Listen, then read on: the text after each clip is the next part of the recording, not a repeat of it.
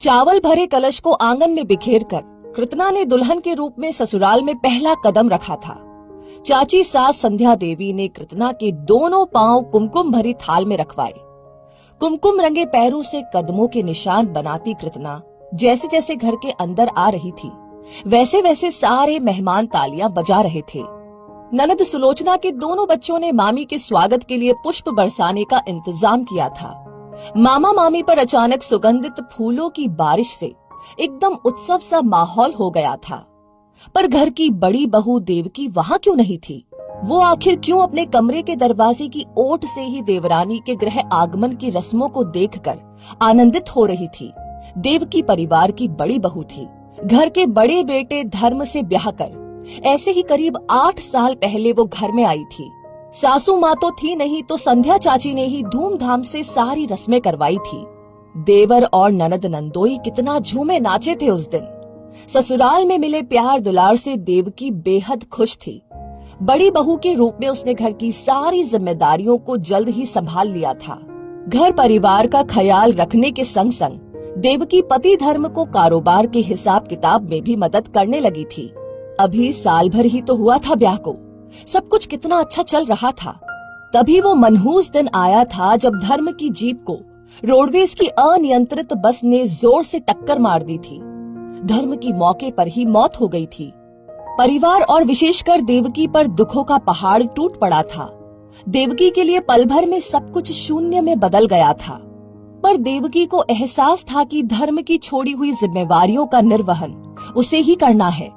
पड़ोसी और रिश्तेदारों का आना जाना लगा हुआ था। तभी देवकी ने पहली बार अपने लिए अभागी शब्द किसी के मुंह से सुना था। फिर तो समय के साथ न जाने कितने लोगों ने उसे अभागी कह दिया था। उसे भी अब धीरे धीरे लगने लगा था कि वो अशुभ है।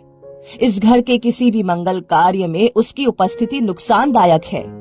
गीत संगीत और सजने संवरने की शौकीन देवकी ने अपनी सारी चंचलाहट को भस्म कर दिया था। रूखा सूखा भोजन, श्वेत वस्त्र और जमीन पर चटाई बिछाकर सोना, बस किसी तरह देवर वीर के विवाह के साथ ही स्वर्गवासी पति धर्म की सबसे बड़ी इच्छा उसे पूरी करनी थी। देवकी ने तय किया था कि देवरानी को सारी जिम्मेदारियां सौंपकर वो हमेशा के लिए किसी विधवा आश्रम में चली जाएगी, ताकि घर में उसका अशुभ साया दूर हो जाए। आज ये देखकर वो कितनी प्रसन्न थी कि वीर के लिए कृतना के रूप में प्यारी सी देवरानी और घर की नई मालकिन आ गई थी। कृतना के गृह प्रवेश की शुभ घड़ी में वो उसके सामने अपनी सूनी मांग लेकर खड़ी नहीं होना चाहती थी। इसलिए कमरे के दरवाजे की ओट से ही वो अपने धर्म के सपने को पूरा होते देखकर बेहद खुश थी। भाभी आप थक गई होंगी, कमरे में जाकर थोड़ा आराम कर लीजिए। शाम को मोहल्ले की महिलाएं आएंगी, घर पर फिर देर तक बहुत सारी रस्में पूरी करनी पड़ेगी। ननद दिव्या ने भाभी कृतना के दोनों कंधों पर अपने हाथ रखकर कहा था। रात भर मंडप में बैठे बैठे थककर चूर हो चुका वीर कमरे के बेड पर बेसुध पड़ गया था। पर कृतना तो एक अजीब सी बेचैनी से घिरी थी। जिस देवकी भाभी की तारीफ करते करते वीर थकता नहीं था, वो कहीं भी नहीं दिखाई दे रही थी उसे। कृतना को सब कुछ जानने में समय नहीं लगा और वो सीधे जेठानी जी के कमरे में चली गई थी, जिसके अंदर कदम रखना देवकी ने हर किसी के लिए वर्जित रखा हुआ था। कमरे की दीवारें अंदर से बदरंग हो चुकी थी। एक चटाई, कुछ पुराने चादर कंबल, लकड़ी की पुरानी सी अलमारी जिसमें उसके कपड़े, पुरानी तस्वीरों वाली एल्बम और कुछ पुस्तकें, बस यही सारा संसार बन गया था देवकी का। आलीशान घर के उस कमरे को देखकर कृतना ने देवकी की दिनचर्या का अंदाजा लगा लिया था। उसने वीर के फोन की गैलरी में धर्म भैया और देवकी भाभी की विवाह की तस्वीरें देखी थी। बेहद चंचल और खूबसूरत दिखने वाली जेठानी का आज का रूप देख उसे अपनी आंखों पर विश्वास नहीं हो रहा था। अरे तुम इस कमरे में क्यों आ गई? किसी ने रोका नहीं तुम्हें कृतना? अभी अभी तुम्हारा घर में दुल्हन के रूप में प्रवेश हुआ है, ऐसे में इस अशुभ कमरे में क्यों चली आई? देवकी की आवाज में नाराजगी के साथ साथ वात्सल्य का भाव भी था, मानो वो अपनी बेटी को डांट कर समझा रही हो। कृतना देवकी की बेबसी को बस महसूस कर रही थी। कैसे समाज और दुनिया के लोग एक बेकसूर महिला पर अभागन का टैग लगाकर उसकी जिंदगी को बर्बाद कर देते हैं। कई बार ये समाज पति के मृत शरीर के संग पत्नी की आत्मा को जला देता है। वो बस आगे बढ़कर माँ, बहन और सखी के रूप में दिख रही जेठानी को गले से लगाना चाहती थी, पर देवकी पीछे हटकर उसे उसके साए से दूर रहने का इशारा किए जा रही थी। कृतना की जिद के आगे देवकी का विरोध कमजोर पड़ चुका था।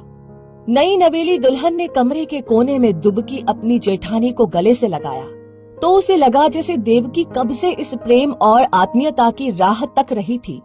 पता नहीं कब तक देवकी की आंखें अश्रु वर्षा करते रहे। कृतना भी देवकी को जी भरकर रो लेने देना चाहती थी। आहिस्ता आहिस्ता सारा परिवार देवकी के कमरे में आ चुका था। भाभी, मैं आज आपको तैयार करूंगी अपने हाथों से और इसी कमरे में आप मेरी मुंह दिखाई की रस्म पूरी करवाएंगी, मेरी माँ, सास और जेठानी बनकर।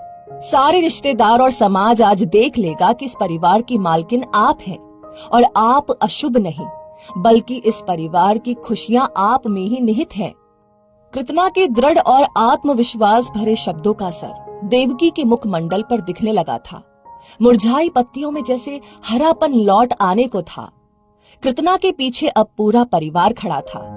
शाम हुई तो पड़ोस की महिलाओं का आना शुरू हो गया था। देवकी के कमरे में मुंह दिखाई की रस्म अदायगी का इंतजाम देखकर सब दंग थे। मुंह दिखाई जरूर छोटी बहू की थी, पर सारा समाज डरी सहमी और छुपी छुपी सी रहने वाली देवकी के लौटे आत्मविश्वास को देख रहा था और देवकी अपनी दृढ़ संकल्प देवरानी को निहारे जा रही थी। तो दोस्तों, इस वीडियो से आपको क्या सीख मिलती है, कमेंट बॉक्स में लिख करके अपनी बात जरूर बताएं और इस वीडियो को ज्यादा से ज्यादा लोगों के साथ शेयर करें। आपका हर एक लाइक और शेयर हमें मोटिवेट करता है ऐसी ही प्रेरणादायक वीडियो आपके सामने लाने के लिए। साथ ही हमारी हर वीडियो को सबसे पहले पाने के लिए हमारे पेज को फॉलो करना ना भूलें।